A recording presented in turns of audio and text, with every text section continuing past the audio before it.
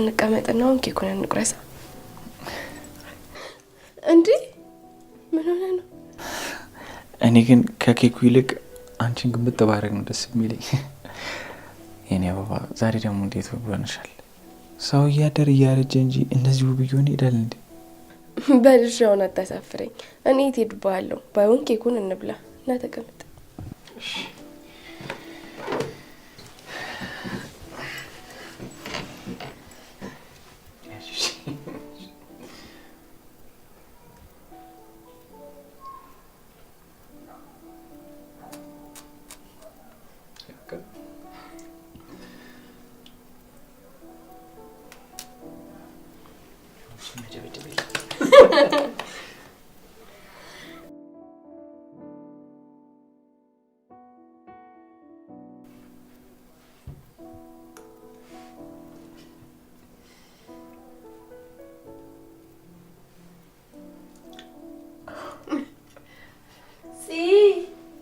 ይቅርታ ጽዬ እንዴት ነው ኬኩን ጨርሳችሁት እንዴ እኔም እኮ በላለሁ ምን ሆናችሁ ነው መቼም ቶርታ ሙሉ ኬክ ብቻችሁና ጨርሱት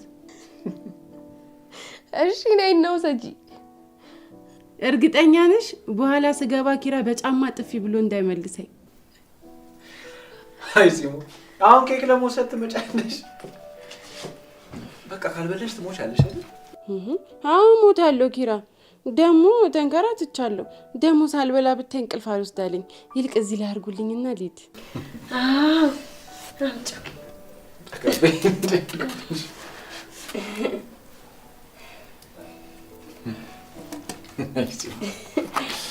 ላንሳልሽ ጽዬ በጣም አመሰግናለሁ እሺ በቃ እናንተ ተጫወቱ እኔ ልሂድ መሰለኝ ደሞ ጨምሮልኝ ብለሽ እንዳትመለሽ አዳራ አራን ያልልም እንዴ ምን ሆናችሁ ነው እናንተ በቃ አሁን የፈለጋችሁትን ጊዜ ማሳለፍ ትችላላችሁ እሺ ደሞ በሯ ቁልፍ አላት እሺ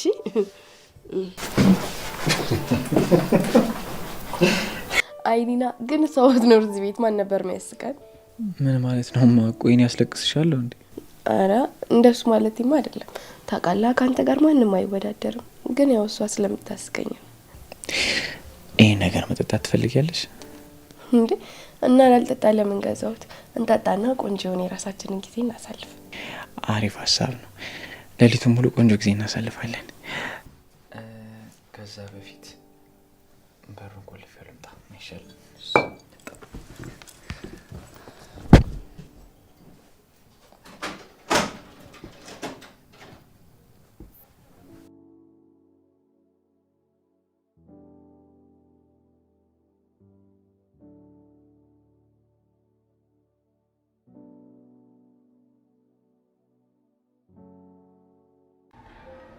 የኔ ውድ ለኔ ስጦታ ገዛልኝ የኔ ውድ በጣም ነው የማመሰግነው አንተ ስላለኝ በጣም ደስተኛ ነኝ ካንተ ውጭ ለኔ የሚያስብልኝ ማን አለ ብለን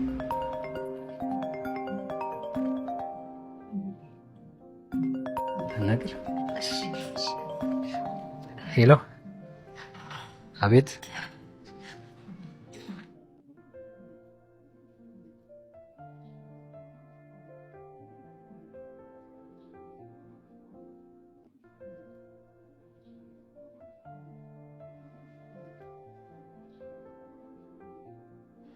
ሴቶች አላችሁ ስሙኝማ ይሄ ፋራ የገዛልኝ ሰዓት አያችሁ ሰውን ካልጠፋሳት ይሄን ይገዛል ኧረ እስኪ ተው እሺው ምንድነው የማደርገው በድጋሚ እኮ ነው ሰዓት የገዛልኝ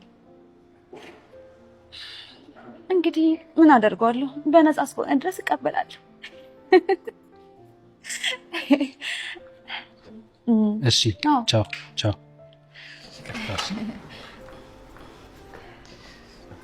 ችግር የለውም ቆየ እኮ ግን ናፈቀኝ አሁን እንዴ እኔ እኮ በየደቂቃው ነው የምትናፍቀኝ ቆይ አንቺ ልጅ እስከመቼ ነው ግን የምታጃጅው እሱ እኮ አያፍርም ይሄን ይባልሽ እንደምታደርጊው ነው የሚያስበው ማ እኮ እኔና እሱ ማለት ለኔ የኪስ ቦርሳዬ ማለት ነው ብታዩ እኮ ደብዳቤ ሲጽፍልኝ ግጥም ሲያነብልኝ ዋው እንዴት ደስ ይላል እያልኩኝ አሞጋግሰዋለሁ እኔ ግን በሳቅ ነው የምፈነዳው ቆይ የሚልክልኝ ቴክስቶች ላሳያችሁ ካልፈለግሽው ታዩ የምር ስለወደደሽ ነው እንደዚህ የምትሆኚ የምር ይደብራል ካዘንሽለት ለምን አታገቢው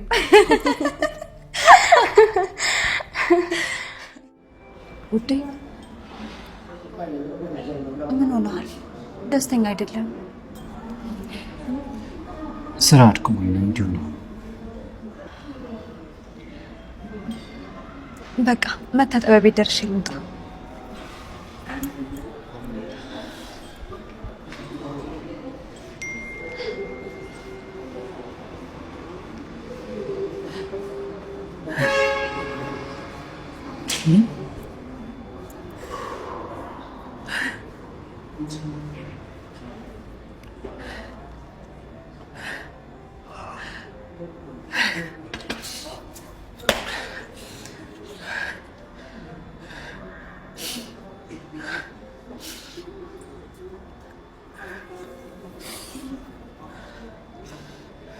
ይቅርታ ልጠይቅሽ ነው የመጣሁት ሰላም ማለት ሳላስበው ከጓደኛሽ ሳራ ፍቅር ይዞኛል ምን አንተ ቆሻሻ ሳራ ልታገቢኝ ፈቃደኛ ከሆንሽ በማንኛውም ሰዓት በሬ ክፍት ነው ላንቺ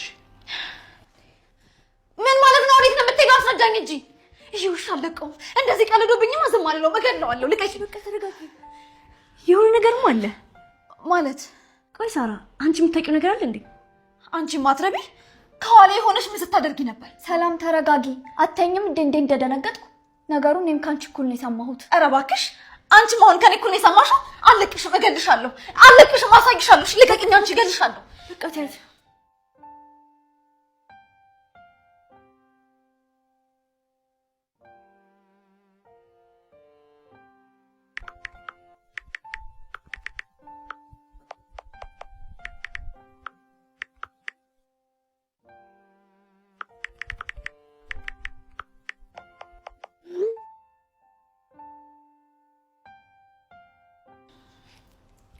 ተረጋግሽ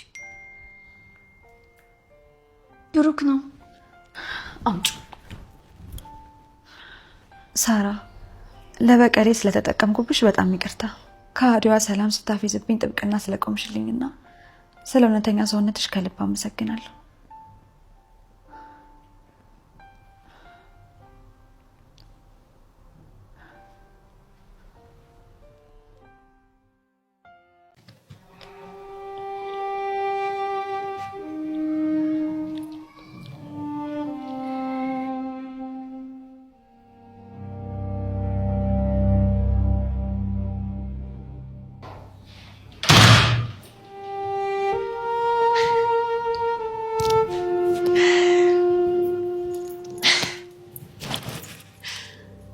ሁሉ መጠጥ የምጠጣው እቺን በረኪና ለመጠጣት ነው አይደል?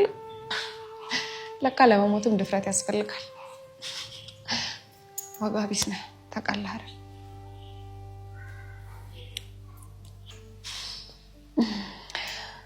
ስማ ደግሞ ለቅሶ በጣም ትንሽ ነው። በደንብ አልቅስ። ምክንያቱም አንተ ስትሞት የሚያለቅስልህ ሰው የለም። ስለዚህ ለራስ አልቅስበት። እቺ መጠጣት እንዳትረሳ። አይዞህ።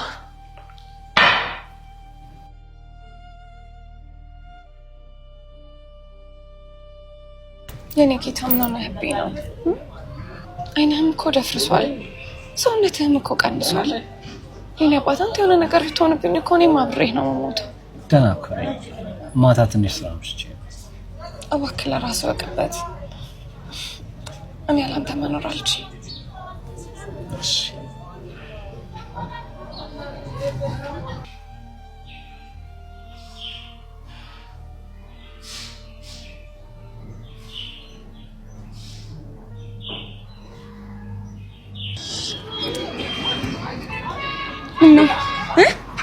አባቴ አመመህ? ምን ሆነክብኝ ነው? ንገረኝ፣ ምን ሆነክ ነው? ትንሽ ራሴን አዞረኝ። አመመህ? እንሂድ በቃ ሐኪም ቤት እንሂድ። ወይኔ ጉዴ! እንሂድ ሐኪም ቤት እንሂድ።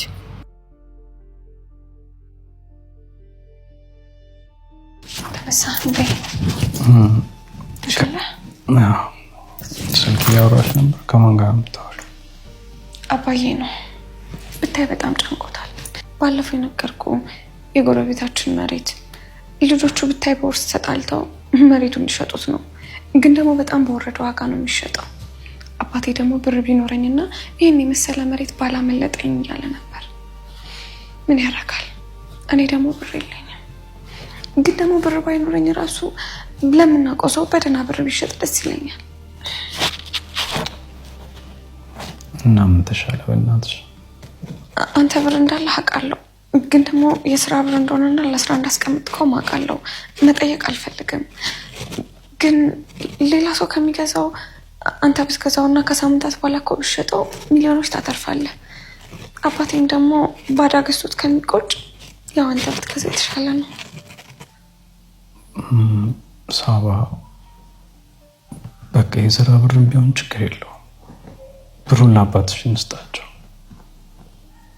ሲሸጥ ይመልሱልናል፣ እንተካለን። ደግሞ እኔ ከአማቼ ጋራ ፍክክር ውስጥ መግባት አልፈልግም።